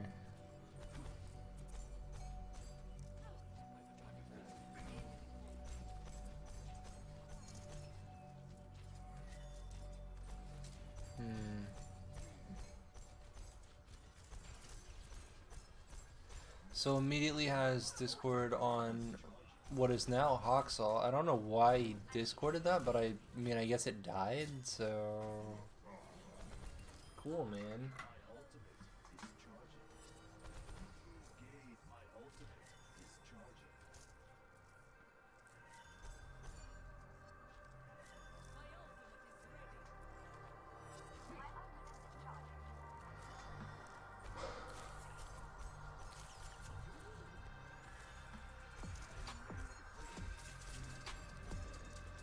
That was a ballsy rotation without a bubble. Which, let me think actually. Yeah, that's a girthy fucking rotation. So that actually could explain... It doesn't explain anything, but tells me that like even Rio, who is someone who is... Let me just like check this to make sure. But Rio's Korean as well. So there's not a language barrier. Is Shu just not wanting to communicate? What does this, like... I don't know what that really means for, like, their overall... I guess how their synergy really works. But... See, there's a good Discord. There you go, man. Nice grab, Rio. You tried.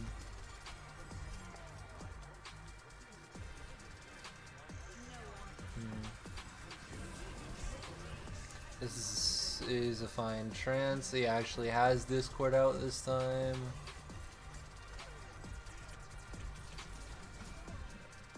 I can't remember if, like...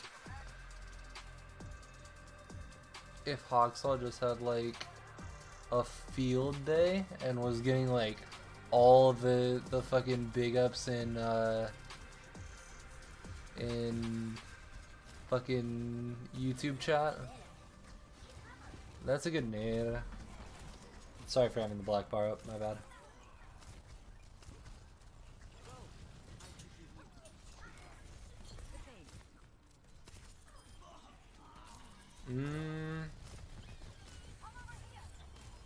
So, I'll say initially, I really, like, my initial thought, when swapping to the Ana, I really like that pick in terms of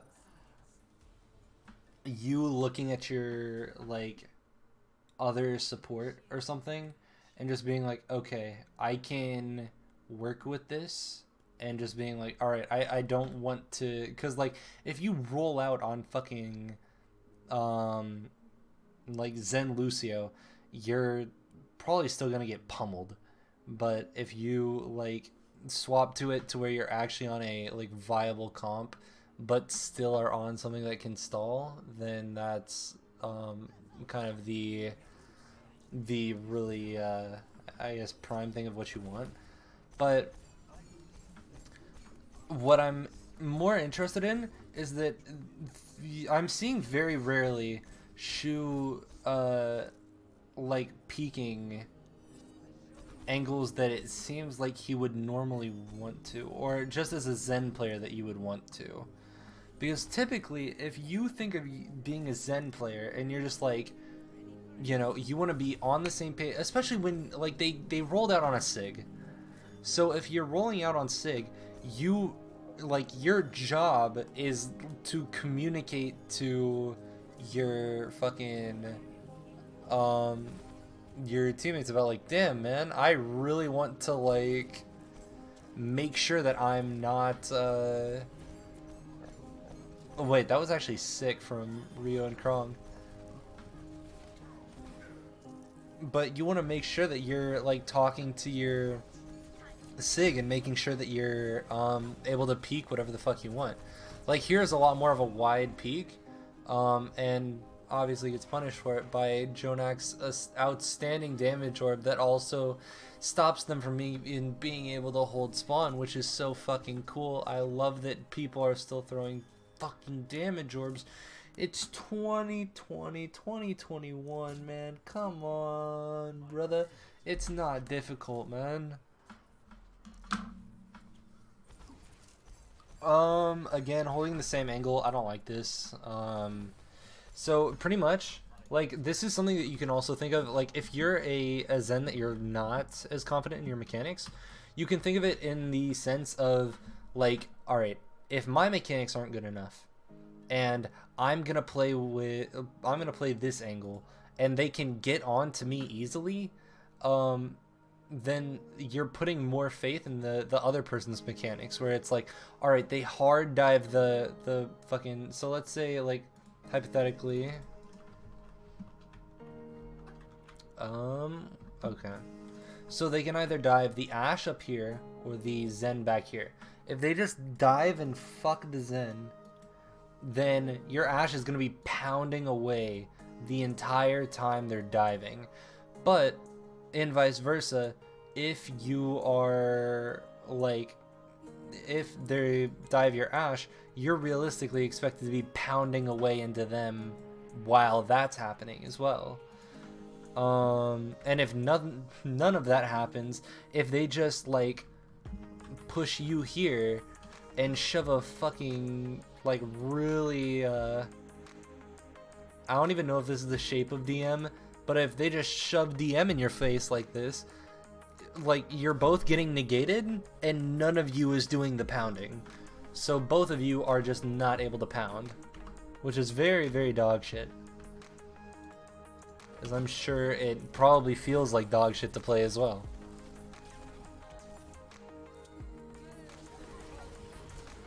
Oh, they're just lucky Nero's a good fucking player. So, definitely stayed there for way too long. I think positioning is definitely an issue. Or something that I'm starting to see as a recurring issue.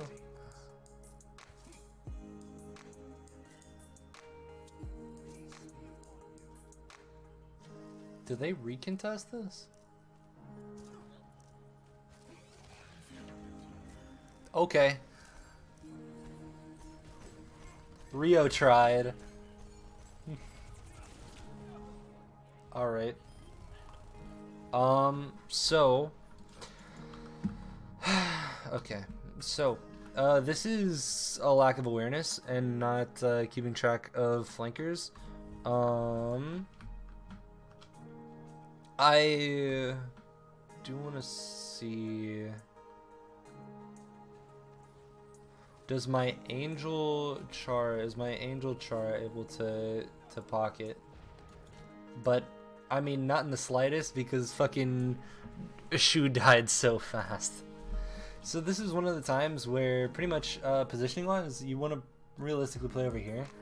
And even if you die to a tracer, like right here, him dying here, Tracer needed like what, one blink to get close, and then just one clipped and then got the fuck out, and is already on their way to fucking go kill someone else while recollecting the like minimal blinks that were shown or that were needed or whatever.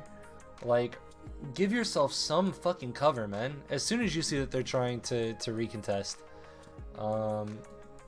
Because like it's a very common thing while like people are avidly asking if they're gonna recontest or if we can see their recontest.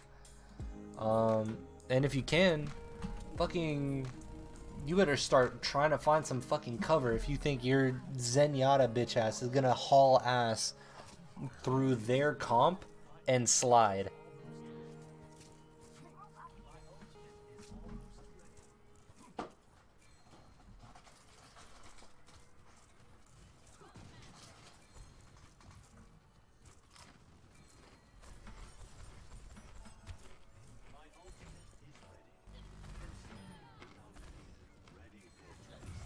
Alright, that's fine.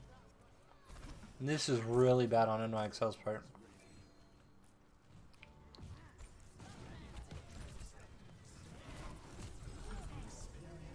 Okay, dude. So let's see why this Trank gets forced. I'm assuming it's because of his own positioning.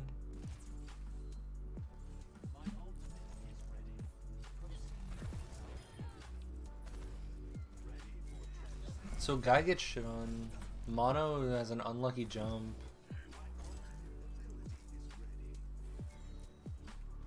Definitely stays here too long. See, this is what I don't understand. Why are you staying with Happy? You have no reason to be staying with Happy. I don't know if this is lack of game sense or lack of awareness. But like, I think that's definitely probably a game sense thing. That like, if you, instead of fighting a monkey and a Lucio over here, if you like, and even if Happy wants to tag along too and they're just both playing over here, like, play in your Pharah's LOS. There's no reason not to.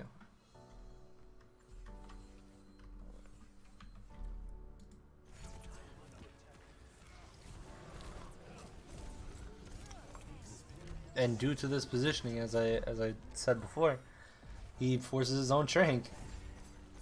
And then Ego peaks Mono. the ego peak thing is more of a joke, but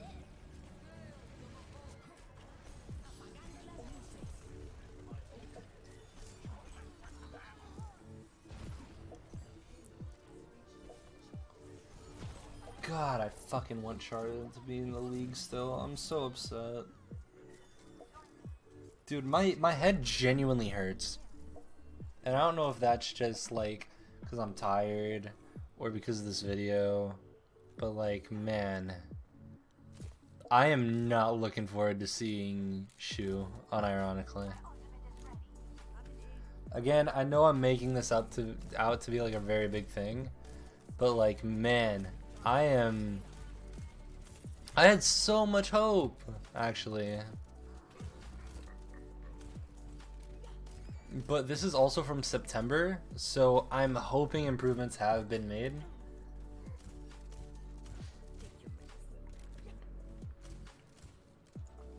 Still gravitates towards playing with Happy, which I'm interested in.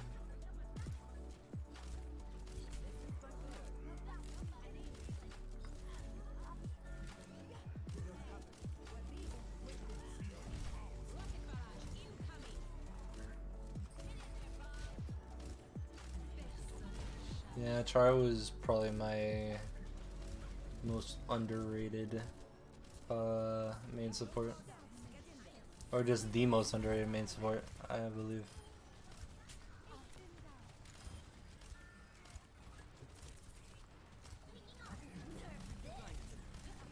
Missed that sleep. I'm kind of starting to rush through the video a little bit more just because I'm tired, so I think after this run I'm probably going to call it.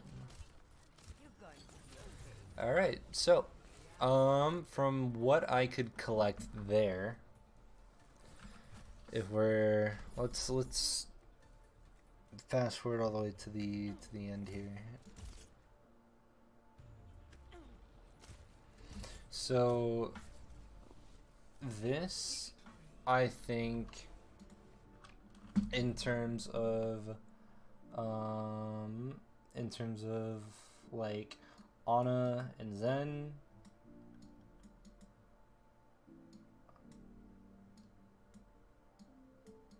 in terms of Ana and Zen, I saw a lot more positioning errors than anything else.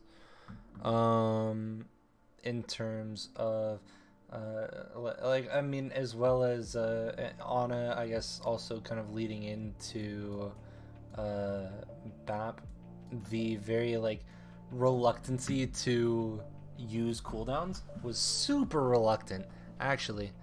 And then, I mean, I guess transitioning that, which doesn't really correlate that much, but then like on Moira, just I'm pretty sure I have a unironic migraine because of Shu's Moira. But from where I would rank all these, let me I don't know how I would list them, like in order of how bad they were. Honestly, this is bad. This is hard. But I mean, I guess if I'm judging all these, and again, I can maybe look at more VODs and just see if maybe this was an off day or something, but this is like a best of 4. This should be when you're showing up. Or I guess a first to 3. Like, I honestly, I can't pick between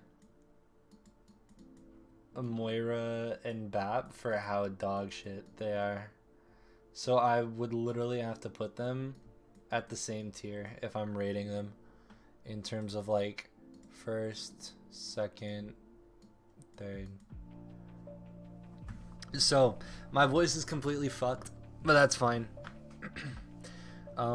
So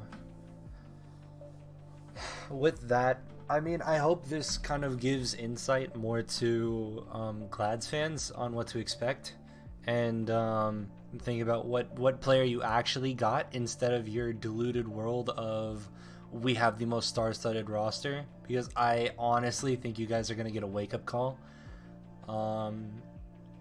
in terms of how good your roster can actually perform. I don't think they're gonna do bad by any means. Don't get me wrong.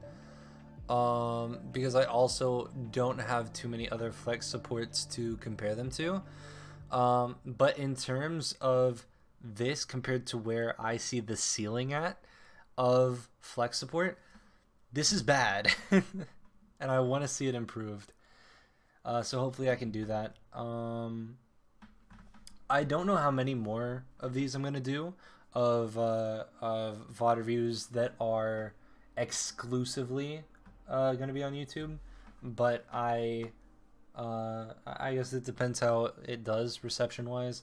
I think it'll do if it does pretty well. I definitely don't mind recording these, or just ripping them straight from my Twitch. Either way, but regardless, if you enjoyed, I fuck, my voice is so bad. If you enjoyed any of my insight, don't forget to leave feedback or leave a like or whatever the fuck. If you want to follow me on Twitter, I always post when I upload, so you can do that, I guess.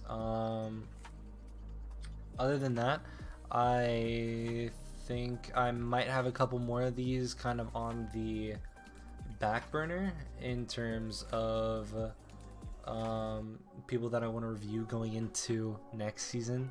So that's all I have for now. I love you all so fucking much, especially if you can watch this far into a video of mine. I don't know how you fucking get through it. Anyways, that's it from me. I will see you when I see you. Later.